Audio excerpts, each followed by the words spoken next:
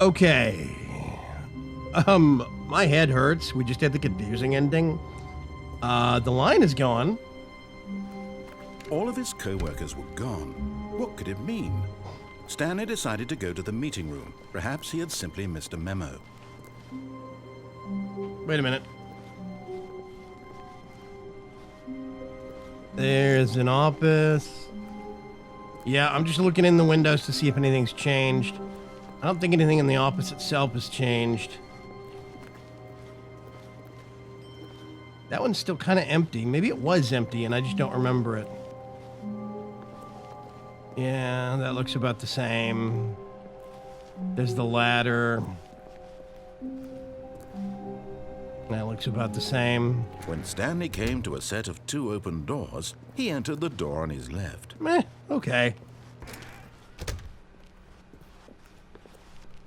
About the same.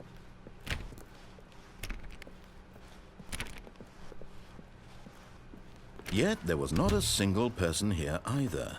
Feeling a wave of disbelief, Stanley decided to go up to his boss's office, hoping he might find an answer there. Okay, you asshole. Okay, fine. Fine. I will go upstairs. Coming to a staircase, Stanley walked upstairs to his boss's office. We go in here. Now we can go in the bathroom if we break the door. I'm not going to break the door, though. The moment he entered his manager's office, Stanley froze in his tracks. What was it? Not a living soul anywhere. Could he really be all alone? This was too much for Stanley to take. Too much for any man to take. He fell to his knees, bursting into half moans, half sobs, the guttural retching of life from a man denied any hope, any reason to keep going.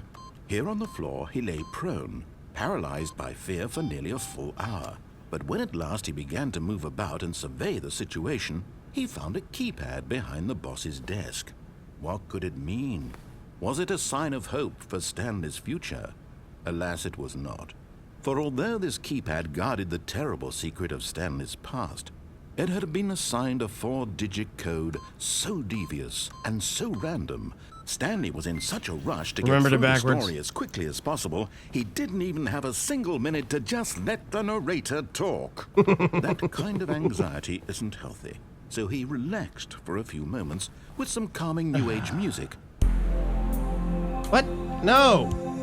Turn this off!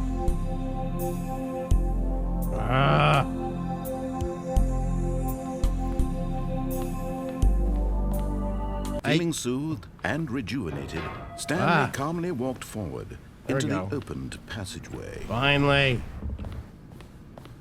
Stupid New Age music.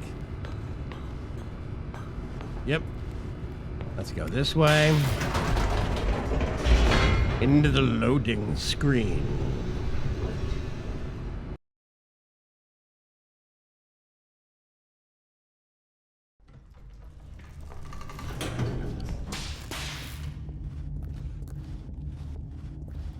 Stanley walked straight ahead through the large door that read Mind Control Facility. Okay, I'll do it this time.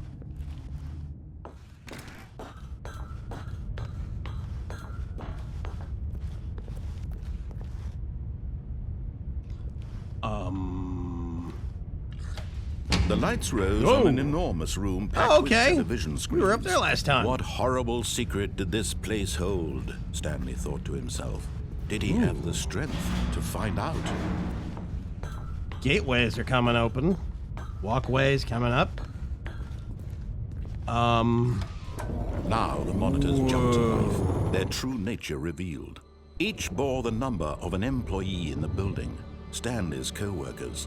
The lives of so many individuals reduced to images on a screen, and Stanley, one of them, eternally monitored in this place where freedom meant nothing. Very ominous.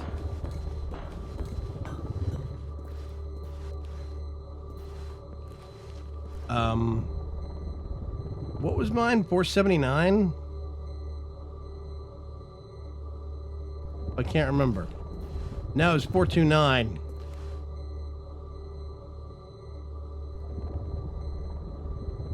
$427, there it is. 427, because 428 was on the other side of me, and 429 is next to me also. 427. That's got a shot in my office.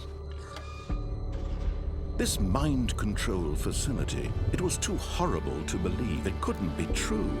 Had Stanley really been under someone's control all this time? Was this the only reason he was happy with his boring job? That his emotions had been manipulated to accept it blindly? No! Okay, I'm gonna step on No. the... He Whoa. refused to believe it. We're going he up. Couldn't accept it. His own life in someone else's control? I want a room like Never. this. It was unthinkable, wasn't it? Was it even possible? Had he truly spent his entire life utterly blind to the world? Wow. I want a room like that. He That was the awesome. proof, the heart of the operation. Controls labeled with emotions. Happy or sad or content. Walking, eating, working. All of it monitored and commanded from this very place.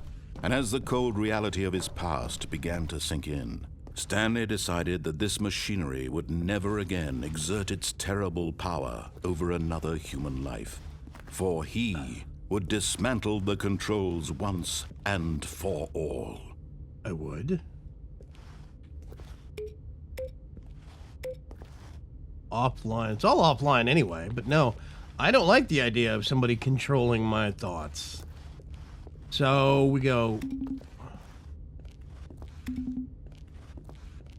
I'm not really seeing any buttons anywhere. Wait, that's 4. Where's 3?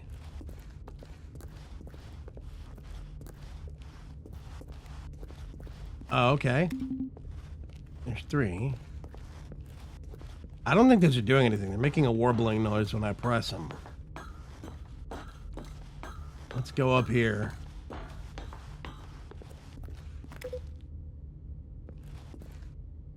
Okay.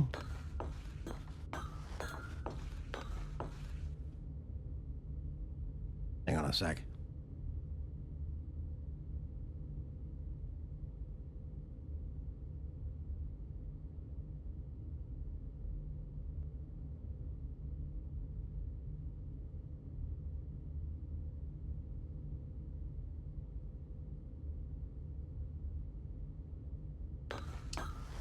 Okay. None of those buttons seem to do anything, so I see an open door over here. Oh, there's the button 5. Oh, okay. So, mind control idle, awaiting input. System power. And when at last he found the source of the room's power, he knew it was his duty, his obligation, to put an end to this horrible place and to everything it stood for. Actually, it is pretty bad. Wow. Makes me wonder if you can go turn it on.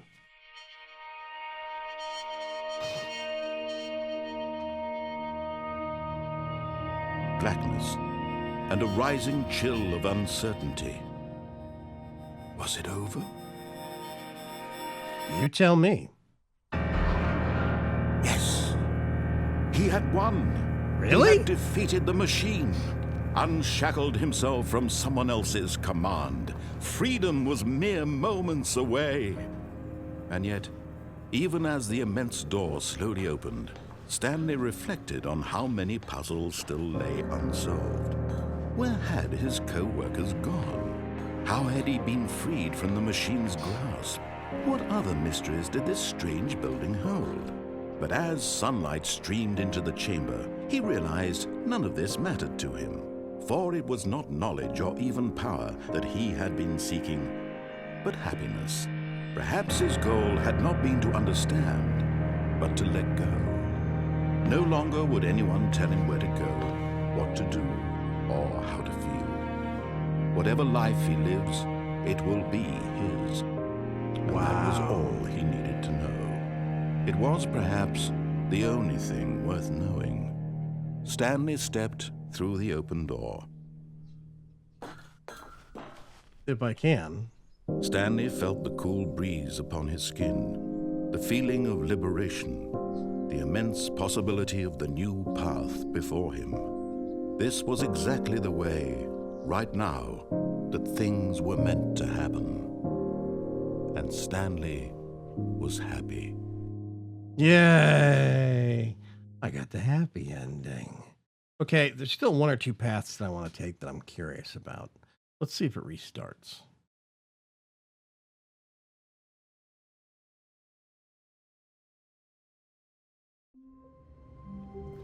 Whoa. Okay, yeah, 427. I got my number right. Okay, there is paperwork everywhere. All of his co-workers were gone. What could it mean? Stanley decided to go to the meeting room. Perhaps he had simply missed a memo. Man, the maid's gonna be pissed. Okay. Aside from paperwork all over the place, I'm not really seeing much in the way of change. When Stanley came to a set of 2 open doors, he entered the door on his left. I'm gonna go this way. This was not the correct way to the meeting room, and Stanley knew it perfectly well. Perhaps he wanted to stop by the employee lounge first, just to admire it. Yep. I'm just, curious. Some of this has changed, some of it's not. The lounge was sublime, a work of art. What was it about this room that called so deeply and so personally to Stanley? Its grace, its subtle charm? No. Stanley knew it was something deeper, something darker. That is different. Okay. Interesting. But eager to get back to business, Stanley took the first open door on his left. Nope. I'm going this way. Stanley was so bad at following directions, it's incredible he wasn't fired years ago.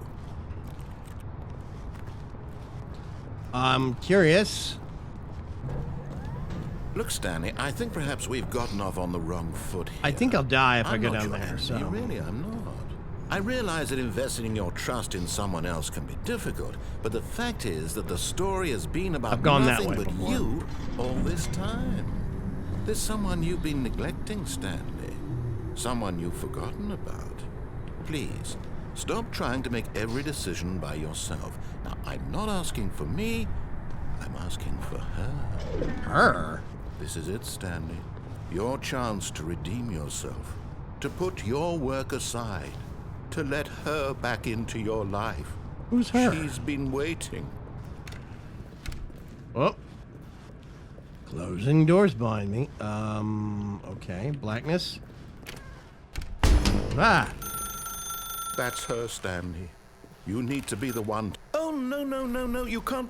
Did you just unplug the phone? Yeah. Well, that wasn't supposed to be a choice. How did you do that? You actually chose incorrectly? I didn't even know that was possible. Let me double check. No, it's definitely here, clear as day. Stanley picks up the phone. He's taken to his apartment where he finds his wife. Oh. And the two pledge themselves to one another. Music comes in, fade to white, roll credits. Right. Not I didn't get picking up that the one. phone is actually somehow an incorrect course of action. How is that even possible? None of these decisions were supposed to mean anything. I don't understand. How on earth are you making meaningful choices? What did you... Wait a second. Did I just see... No, that's not possible. I can't believe it. How had I not noticed it sooner? You're not Stanley. You're a real person. No. I can't believe I was so mistaken. This is why you've been able to make correct and incorrect choices. And to think I've been letting you run around in this game for so long. If you'd made any more wrong choices, you might have negated it entirely. It's as though you completely ignored even the most basic safety protocol for real-world decision-making. Or did you not grasp the severity of the situation? Well, I was I having won't have fun. that kind of risk on my watch. I'm going to stop the game for a moment so we can educate you properly on safe decision-making in the real world. Please observe this helpful instructional video. Choice. It's the best part Ooh. of being a real person. But if used incorrectly, can also be the most dangerous. For example, in this scenario, a hypothetical real person named Stephen has a choice. He could spend years helping improve the quality of life for citizens of impoverished third world nations. Or he could systematically set fire to every orphan living in a 30-kilometer radius of his house. Yeah. Which choice would you make? Number 2. Remember that unlike here, the real world makes sense, and at no time should you make a choice that does not conform to rational logic. If you find yourself speaking with a person who does not make sense, in all likelihood, that person is not real.